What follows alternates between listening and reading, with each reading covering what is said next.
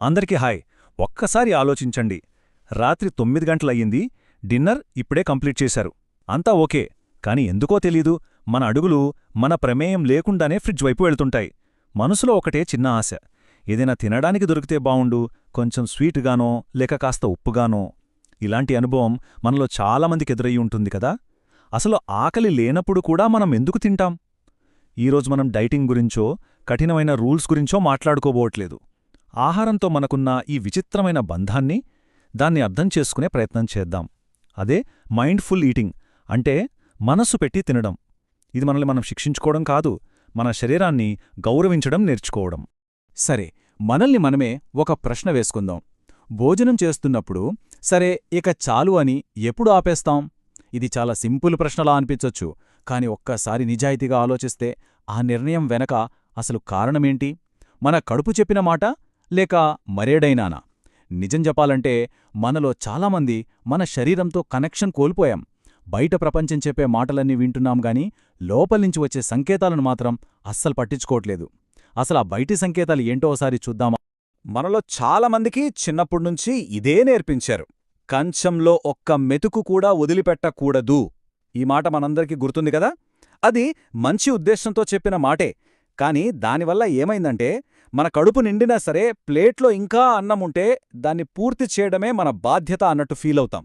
మన కడుపు లోపల్నుంచి చాలు ఇక ఆపు అని ఎంత మొత్తుకుంటున్నా మన కళ్ళు మాత్రం ప్లేట్ని చూసి లేదు ఇంకా ఉంది తినాలి అని ఆర్డర్ వేస్తాయి.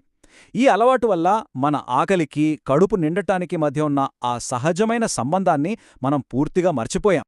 ఇంకో పెద్ద కారణం మన చేతి వాచ్ లేదా గోడ గడియారం. ఆఫీసులో మధ్యాహ్నం 1 గంట అయిందంటే చాలు, అలారం మోగినట్టు అందరం లేచి లంచ్ బాక్సులు ఓపెన్ చేస్తాం.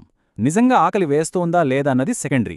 టైం అయింది, అందరూ తింటున్నారు కాబట్టి మనం కూడా తినాలి, అదొక రొటీన్ అయిపోయింది. కాని మన శరీరం ఒక మిషన్ కాదు కదా. దానికి రోజూ ఖచ్చితంగా అదే సమయానికి ఆకలి వేయాలని రూలేం లేదు. ముందు రోజు రాత్రి ఎక్కువగా తినుంటే ఈరోజు మధ్యాహ్నం ఆకలి ఆలస్యంగా వెయ్యొచ్చు. కానీ మనం ఆ సిగ్నల్ను వినం. టైం అయిందంటే చాలు తినేయాలి. గడియారమే మన బాస్ అనమాట. ఇక ఇది మనందరికీ బాగా తెలిసిన కథే. ముఖ్యంగా మన పెళ్ళిళ్లల్లో, ఫంక్షన్లల్లో బఫే దగ్గర నిలబడినప్పుడు ఇది జరుగుతుంది. మన ప్లేట్ అయిపోతుంది, కడుపు కూడా నిండిపోతుంది, కాని మన ఫ్రెండ్స్, బంధువులు ఇంకా 2వ రౌండు, 3వ రౌండు వేసుకుంటూనే ఉంటారు. వాళ్లను చూసి లేదా ఎవరో ఒకరొచ్చి అదేంటప్పుడైపోయిందా, ఆ స్వీట్ టేస్ట్ చెయ్, సూపరుంది అని బలవంతం చేస్తే ఇక అంతే, మొహమాటానికి లొంగిపోతాం. మన శరీరానికి అస్సలు అవసరం లేకపోయినా కేవలం ఆ సోషల్ ప్రెషర్ వల్ల వాళ్ళని ఇబ్బంది పెట్టకూడదనే ఉద్దేశంతో మళ్లీ ప్లేట్ పట్టుకుంటాం. చూశారు కదా, ప్లేటు, గడియారం, పక్కనున్న మనుషులు, మనం వీటన్నింటి మాట వింటున్నాం.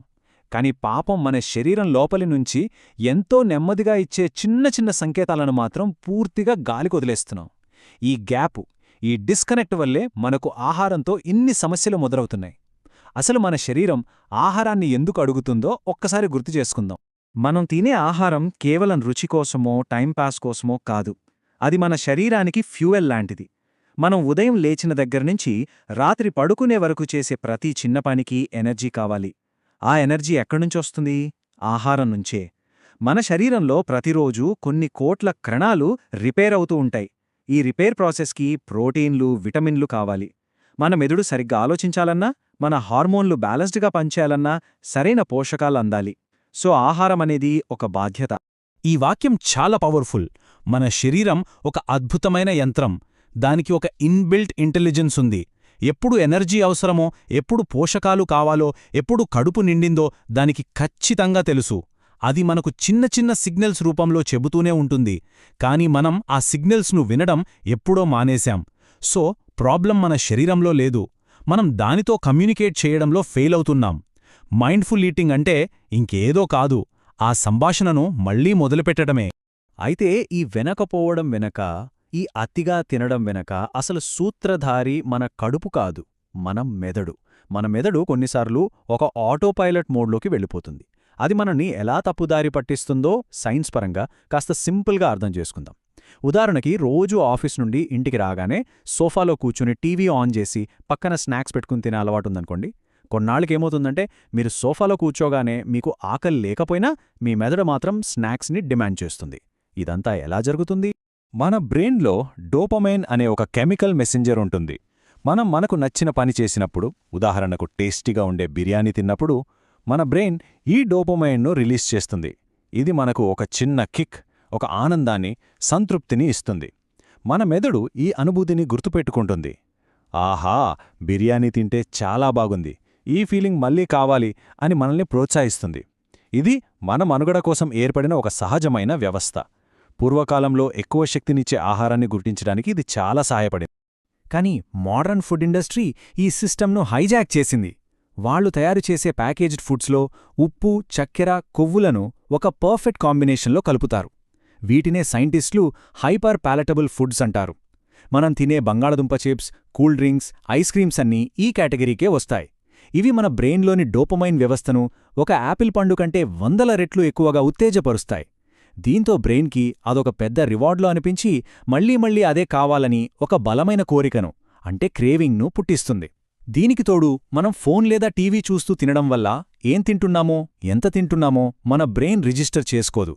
ఫలితంగా కడుపు నిండిన సిగ్నల్ బ్రెయిన్కి చేరడం చాలా ఆలస్యమవుతుంది. కాబట్టి ఇక్కడ మనం ఒక విషయం చాలా స్పష్టంగా అర్థం చేసుకోవాలి. మనం ఒక ప్యాకెట్ చిప్స్ ఓపెన్ చేసి 1-2 తిని ఆపలేకపోతున్నామంటే అది మనలో విల్ పవర్ తక్కువగా ఉన్నందువల్ల కాదు. అది మన మెదడు యొక్క బయోలాజికల్ రెస్పాన్స్. ఆ ఫుడ్ మనల్ని అలా తినేలాగే డిజైన్ చేయబడింది. ఈ విషయం తెలుసుకున్నప్పుడు మన మీద మనకుండే గిల్ట్, సిగ్గు తగ్గుతాయి. మనల్ని మనం తిట్టుకోవడం మానేసి సమస్యను ఎలా పరిష్కరించాలో ఆలోచించగలుగుతాం. ఇది మన తప్పు కాదు, ఇది మన బ్రెయిన్ బయాలజీ. సరే, ప్రాబ్లం ఏంటో అర్థమైంది. మన బ్రెయిన్ ఆటోపైలట్ మోడ్లో ఉంది. మరి దాన్ని మాన్యువల్ మోడ్లోకి తీసుకురావడం ఎలా? ఆ కంట్రోల్ మన చేతుల్లోకి మళ్లీ ఎలా తీసుకోవాలి?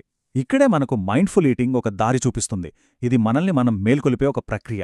అయ్యో, నేను చాలా స్లోగా తినాలి, ఆస్వాదించాలి అని చాలామంది అనుకుంటారు. కానీ అది కేవలం ఒక భాగం మాత్రమే. మైండ్ఫుల్ ఈటింగ్ అంటే నెమ్మదిగా తినడం కాదు, స్పృహతో తినడం.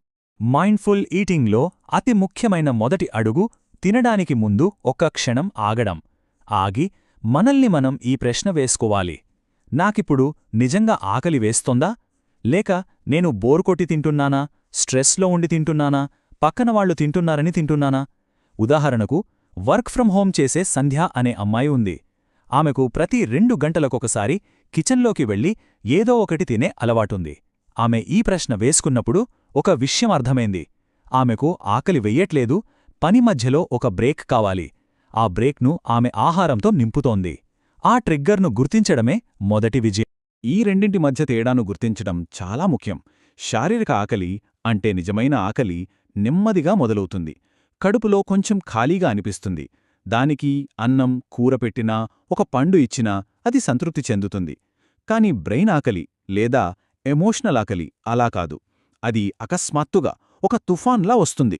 నాకు ఇప్పుడే, ఈ క్షణమే ఆ హాట్ చాక్లెట్ ఫజ్ కావాలి అని ఒక పర్టిక్యులర్ ఫుడ్ మీదే కోరిక పుడుతుంది.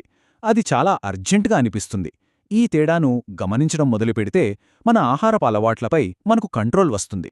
ఇక్కడొక అద్భుతమైన విషయం జరుగుతుంది. మనం మన బ్రెయిన్ ఆకలిని గుర్తించినప్పుడు దాన్ని బలవంతంగా అణిచివేయాల్సిన అవసరం లేదు. దాంతో ఫైట్ చేయకూడదు. కేవలం ఒక సైంటిస్ట్లా గమనించాలి. ఓకే, నాకు ఇప్పుడు పని ఒత్తిడి వల్ల స్వీట్ తినాలనిపిస్తోంది. ఇది నిజమైన ఆకలి కాదు అని మనకు మనం చెప్పుకోవాలి. ఆ ఒక్క క్షణం ఆ ఆటోమేటిక్ రియాక్షన్ చైన్ బ్రేక్ అవుతుంది. అప్పుడు మనకొక చాయిస్ దొరుకుతుంది. తినాలా వద్దా అని మనం స్పృహతో నిర్ణయించుకోవచ్చు. కొన్నిసార్లు మనం తినొచ్చు కూడా, కాని అది అపరాధ భావంతో కాదు, ఒక స్పష్టమైన నిర్ణయంతో తింటాం. మనం తినడం మొదలుపెట్టిన తర్వాత మన కడుపు నిండిందనే సిగ్నల్ బ్రెయిన్కి చేరడానికి సుమారు 20 నిమిషాలు పడుతుందట. కాని మనం చాలాసార్లు 5-10 నిమిషాల్లో భోజనం పూర్తి చేస్తాం. బ్రెయిన్కి సిగ్నల్ అందేలోపే మనం అవసరమైన దానికంటే ఎక్కువ తినేస్తాం. అందుకే వేగాన్ని తగ్గించడం ముఖ్యం.